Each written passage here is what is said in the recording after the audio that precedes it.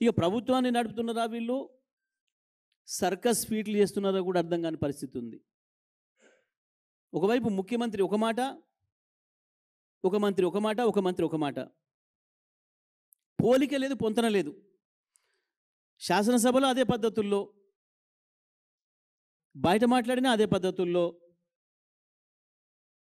కోమటిరెడ్డి వెంకరెడ్డి పాపం మేము ring road పూర్తి చేసిన గడ్కరీ నాకు దోస్తు, చిన్నప్పటి దోస్తు అని చెప్పేసి కోతలు కోసిండు. పాపం మా బాధితులు పోతే అది ఇప్పట్లో అయ్యేది ఉందా పోయేది ఉందా పోరి, మీరు చూస్తారా నేను చూస్తాను, మన మనవాళ్ళు కూడా చూడరు పోరి మాట్లాడి. కోతలేమి ఇట్లా మీడియా ముందట, మైక్ పక్కన పోతే గట్లా. ఇంకేంటిది నిన్న ధరలు పెంచిన సంగతి నాకు తెలియదు. సిగ్గనిపించాలి కదా మంత్రి చెప్పుకోవడానికి బయటికి. ఒకవేళ తెలియకుండానే చేసినా, ముఖ్యమంత్రి చేసినా, ఎవడన్నా నాకు తెలిసేసి చేసిండా అడిగి చేసినా చెప్పుకోవాలి.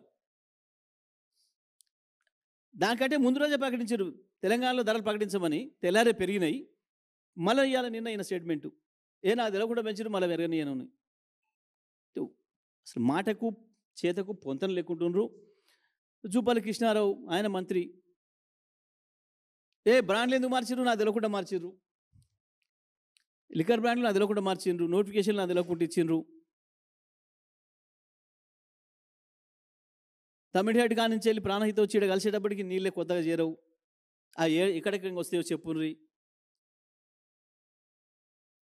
అసలు అది ఎక్కడుందో తెలియదు మేడిగడ్డ, అయినా మాట్లాడేస్తారు.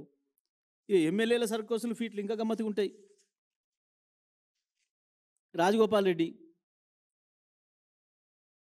మొత్తం నిరుద్యోగులకు అన్యాయం జరుగుతుంది ప్రభుత్వంలో, ఇస్తానని ఉద్యోగాలు ఇయ్యలే, మోసం చేసిన మన గవర్నమెంట్ అంటాడు.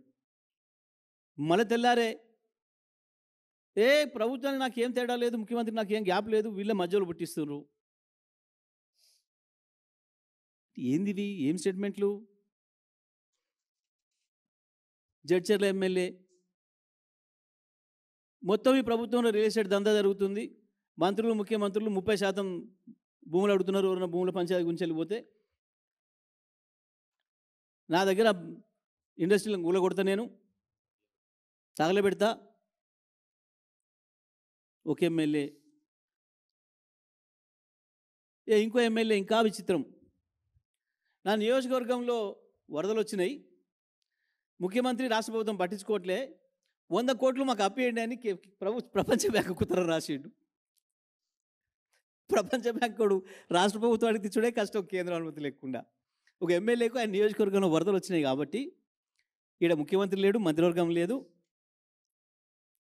నాకు చక్కగా మా నియోజకవర్గానికి 100 కోట్లు ఇయ్యండి. మా నియోజకవర్గం కుదబెట్టి తెస్తాడా? ఏం పెట్టి తెస్తాడు వరల్డ్ బ్యాంక్ దగ్గర? ఒక్కొక్క ఎమ్మెల్యే ఎంత అద్భుతంగా.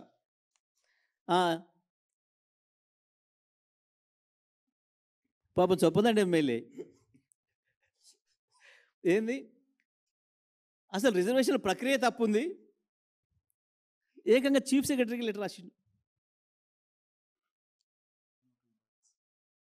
ఇక మా జిల్లాలో ఎమ్మెల్యేలు అయితే పాపం సరే వాళ్ళ పేర్లు ఏం తీసుకోలే కానీ మరి అంటే అసలు ఏం జరుగుతుంది ఈ ప్రభుత్వంలో? సరే వీళ్ళ సర్కస్ ఫీట్లు చూసి, వీళ్ళ అద్భుతమైన విన్యాసాలు, దాన్ని ఏమంటారు పిల్లలు నేర్పేది, చెనవలు చేస్తారు చూడు బాగా, జిమ్నాస్టిక్స్. వీళ్ళది జిమ్నాస్టిక్స్లో పోటీ పడుతున్నట్టు కనబడుతున్నారు అంతా. ముఖ్యమంత్రి, మంత్రులు, ఎమ్మెల్యేలు ఒకరిని మించి ఒకడు, ఒక ఐటమ్ గాన్ల కథ తయారైంది వాళ్ళ ప్రభుత్వం. ఇవన్నీ సర్కస్ ఇటు ఆడించుకుంటా, సర్కస్ మాస్టర్ మాత్రం బ్రహ్మాండమైన రియల్ ఎస్టేట్ దందా చేస్తున్నాడు.